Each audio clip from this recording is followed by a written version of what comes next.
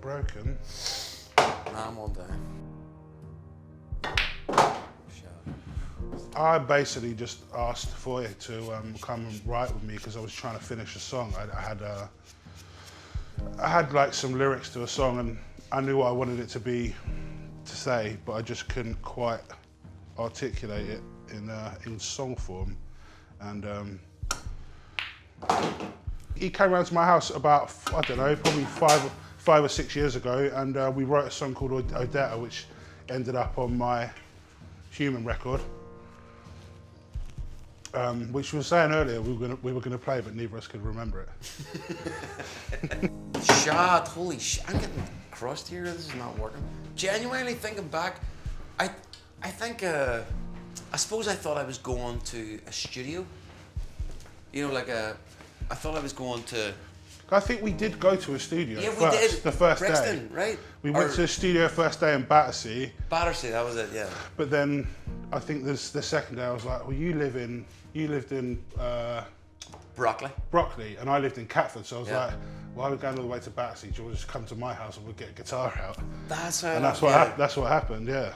Oh, I sort of semi-forgot about that first day. Yeah.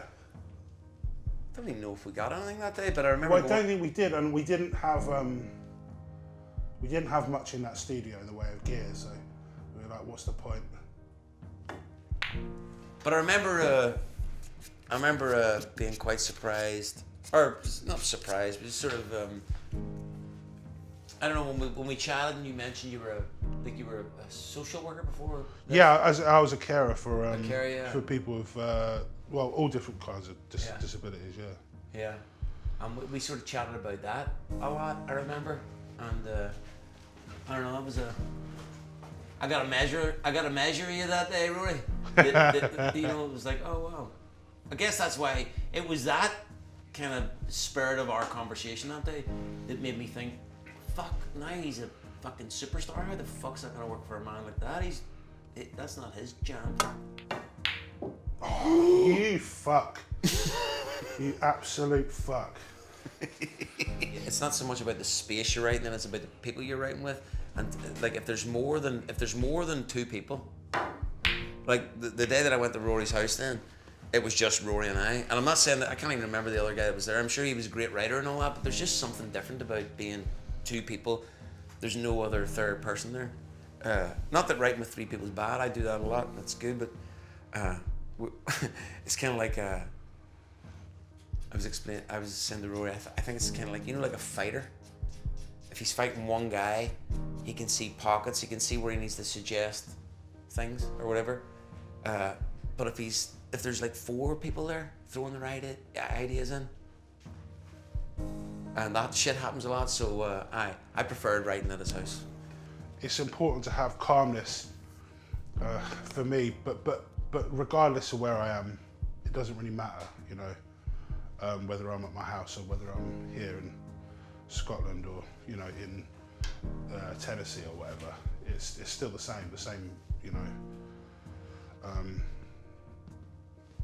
I just feel like I always need time to think and the space to think and breathe and, you know, think about what you want to say really is the most important thing. I think I definitely got a bit of that from being in Nashville and just getting that vibe of like, can we just take a minute to think about what we want to say rather than just jumping in all the time. No, Nashville's the last bastion of honest songwriting in a weird way. Not in a weird way, just that's what it is.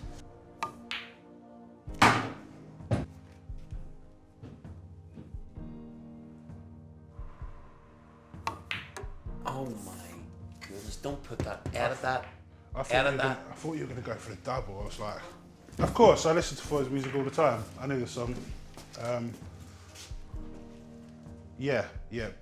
Like fairly well. I actually thought he was going to send me something that I had no idea. Like it was something new on that I had to learn, but I actually knew most of the words anyway. Do you ever play those songs anymore? The Indiscriminate Act of Kindness? Yeah. No, I mean, you know what? Weird, I played it the other week. Just at the house. Oh! Damn it.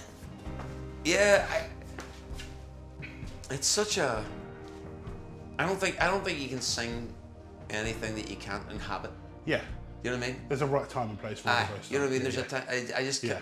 It's never. It hasn't felt natural to. But if you ever now and again when you played a set like in the recent years, been like, oh yeah, I'll just play that because I feel like it. Yeah. Well, Yeah. I was supported Anderson East at the Ryman. Yeah. Two nights at the Ryman, and I played it in the second night at the Ryman because it just felt natural. Yeah. To do so, but that was the first time in I don't know how long. It's funny, isn't it? Like I'm grateful for that song, but I don't play it that much, and I'm sure you must feel the same about Human. I mean, you've been here 2 days, and both days someone's made a fucking "I'm only human" joke. Yeah. Do you know what I mean? So like, you must feel like, dude, can you It's still? either that or someone shouts out a car, oh, he's a giant. Oh, yeah. Fuck off! You're absolutely hilarious. You're hilarious, man. But you must get like, how do you find it difficult? I suppose what I'm saying, to inhabit that song every night, being that you know it's like that's what they're waiting on it type thing. That's why I've got about 12 different versions that we play. Good. So Good. Keep yourself interested. yeah, exactly. John Plunkett the poet, because it's he's sort of on this constant, like he's always writing. It's like poetry's not. It's you know, it's like it's a. I don't want to say it's the last true art form. I just mean like, there's no money in poetry.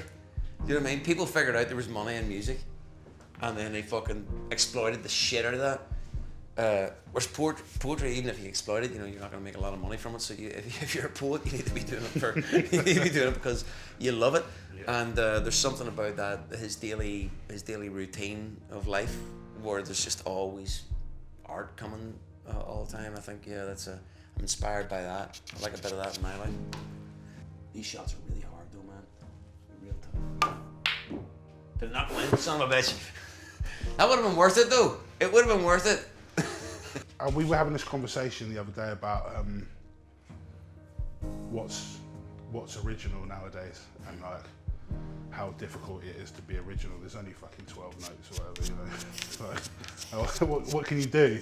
But I think when you talk about that, I think really hip hop and grime music, and we talk about people like Dave and Little Sims. Yes, and like lyrically, what they're saying in their tracks, like it feels like the most original music there is at the moment. Yeah, to me too. To me too. The most true, the most kind of just like straight from the heart, absolutely. No bullshit. This is what it is, you know. You fuck! I should not have played that with any pace. It's a good effort. Happy. Don't go behind that red. Oh, now you can see it. Good game. Good game.